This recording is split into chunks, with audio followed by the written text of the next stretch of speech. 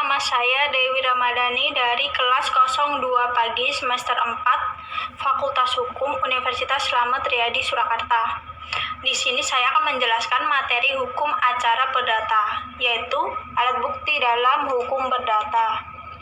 Alat bukti adalah segala sesuatu yang oleh undang-undang ditetapkan dapat dipakai untuk membuktikan sesuatu. Dengan adanya alat bukti, maka dapat dengan terang dan jelas setiap dalil-dalil yang diajukan.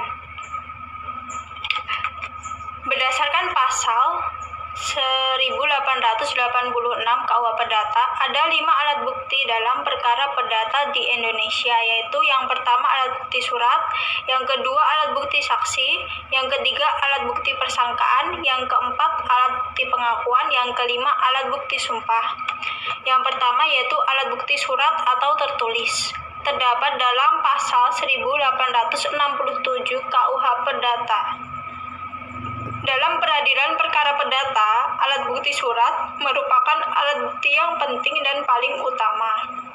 Alat bukti surat mencangkupi surat autentik dan surat di bawah tangan atau tidak autentik.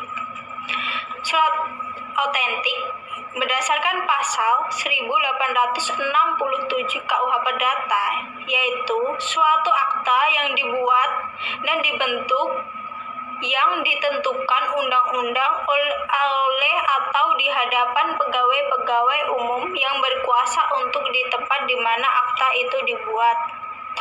Yang kedua, akta di bawah tangan.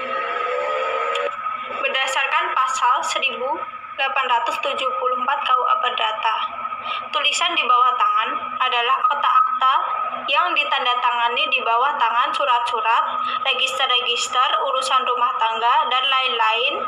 Tulisan yang dibuat tanpa perantara seorang pegawai umum.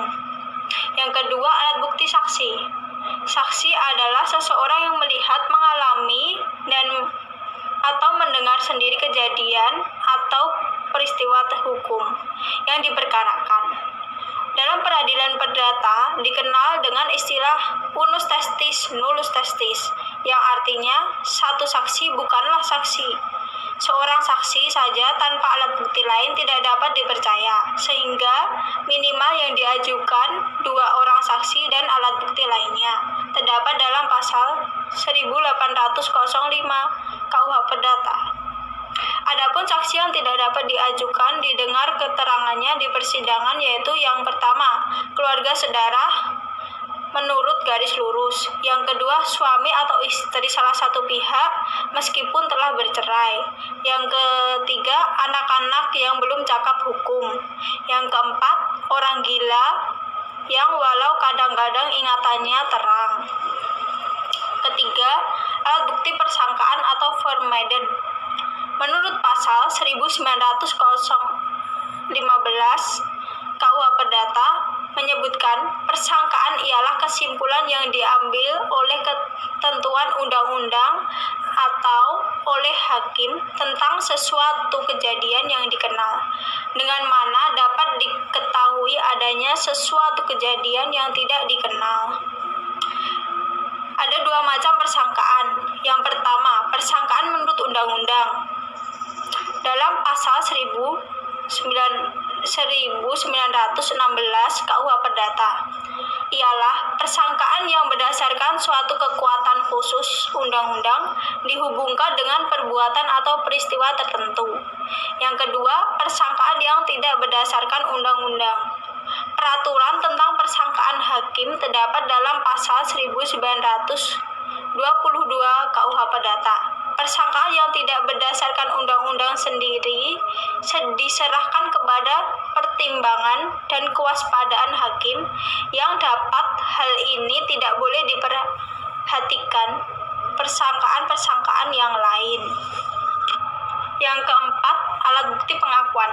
Pengakuan atau back witness atau FW adalah pernyataan atau keterangan yang dikemukakan salah satu pihak pada pihak lain dalam proses pemeriksaan suatu perkara. Dengan adanya pengakuan dari salah satu pihak, maka tidak dapat diperlukan lagi suatu pembuktian menurut pasal 1923 KUH Perdata.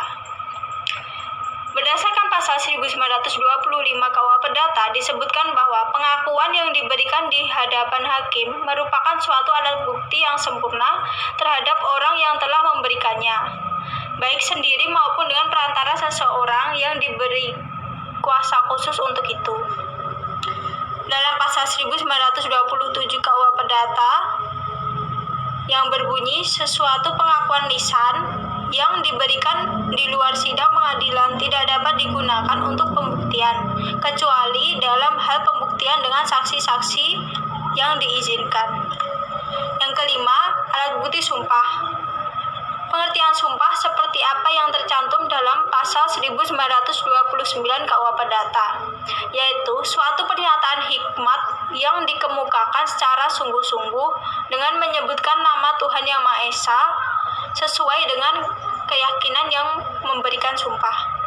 Di dalam pasal 1929 KUA Perdata dikenal dengan dua macam sumpah, yaitu sumpah penambah atau subsidiar, yaitu sumpah yang dilakukan jika terdapat alat bukti lain, akan tetapi bukti tersebut sangat minim atau belum memenuhi syarat sebagaimana yang telah ditentukan oleh undang-undang.